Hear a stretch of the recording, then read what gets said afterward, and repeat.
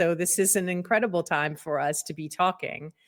And I wanted to start right there by just kind of asking you, we've got the record gold highs, record silver, central banks hoarding, governments de-dollarizing.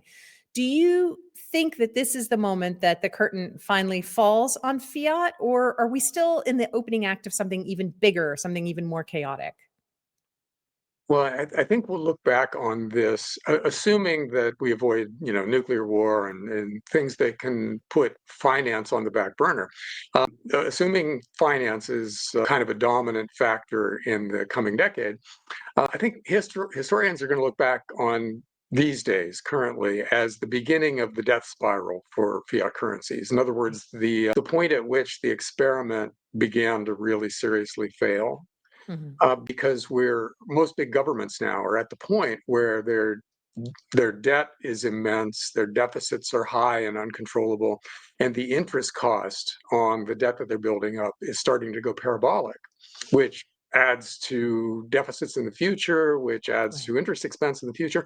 And there's nothing they can do to stop it, really, because if they try to cut spending, well, watch what's happening in France right now for what happens Mm. if they try to cut spending, because you instantly have millions of people in the streets if you try to cut government programs, and then Right. you, as the government official trying to make those cuts, get thrown out of office.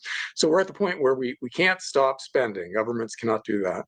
And we also can't manage the financial consequences of our continuing to run massive deficits and generate massive interest expense on those deficits. So yeah, it's basically the point at which we begin to realize where there's no fix Mhm. for what's happening.